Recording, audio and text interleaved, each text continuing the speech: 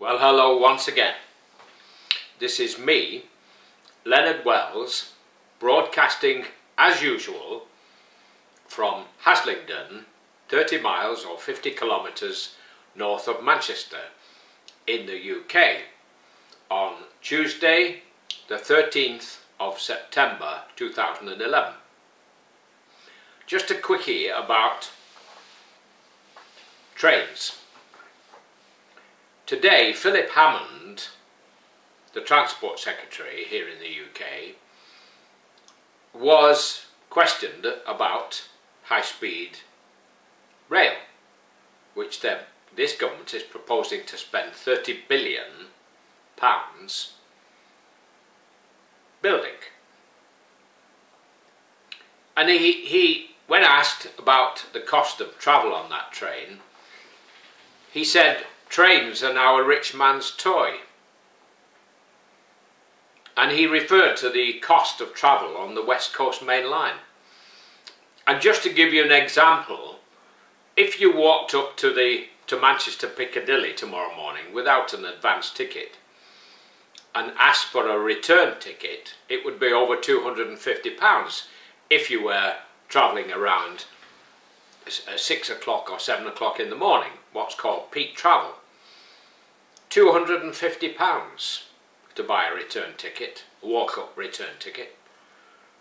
Why it should cost more than flying, I don't know. I could fly to Bucharest, and I'm flying to Bucharest in a fortnight for 125. Well, that's what happens when you put a Conservative government into office.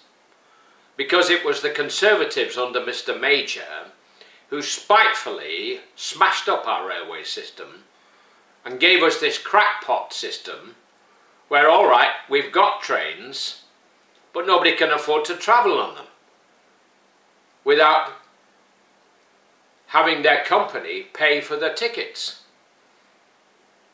I mean, it beggars belief that we've got ourselves into this situation. But you see, the trouble is, the Conservatives are not interested in the average working man in the street. It doesn't matter that he can't afford to take the train to London. They don't give a monkey's toss. So, it's our own fault. Well, we voted Labour. And if it hadn't been for the banking crisis, we might still have Labour. Because the Conservatives didn't win an overall victory at the last election. When I was a boy, there was a job waiting for everybody. Even the ones who weren't so clever could get work. University education and all other education was free, so was the national health. We've still got the free national health. But now, students who want to go to university face a lifetime of debt. That possibility. A fortune to get university education now. And I went to university. I went to Bradford 2 years ago. I didn't last long because I chose the wrong subject. But quite honestly, what was on offer wasn't worth what they're paying now. Really and truly, I don't believe it was. What they're charging now for university education. Well, we've come a long way from talking about trains, but referring back to the high-speed train, I honestly don't believe anybody who isn't some executive in a company is going to be able to afford to travel on the high-speed train.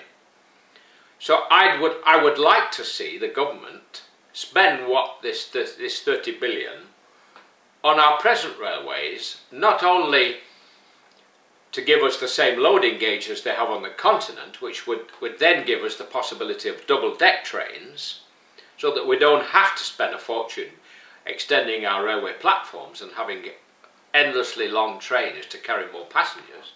In addition, our goods trains could carry the bigger container, which they can't at the moment on some railway lines because our bridges are too low.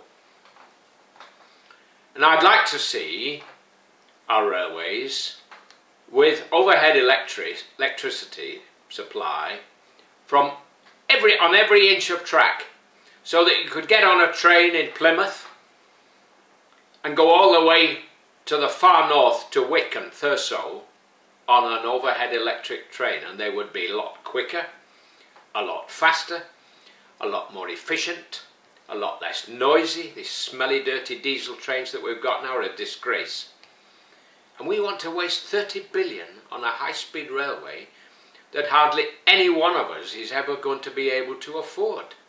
And the government are now admitting it. He's let the cat out of the bag, Mr. Hammond, the Transport Secretary. A rich man's toy, he said. Well, when it comes to voting next time, think about it. Think about it. The Liberals promised us free university education, and look what we've got.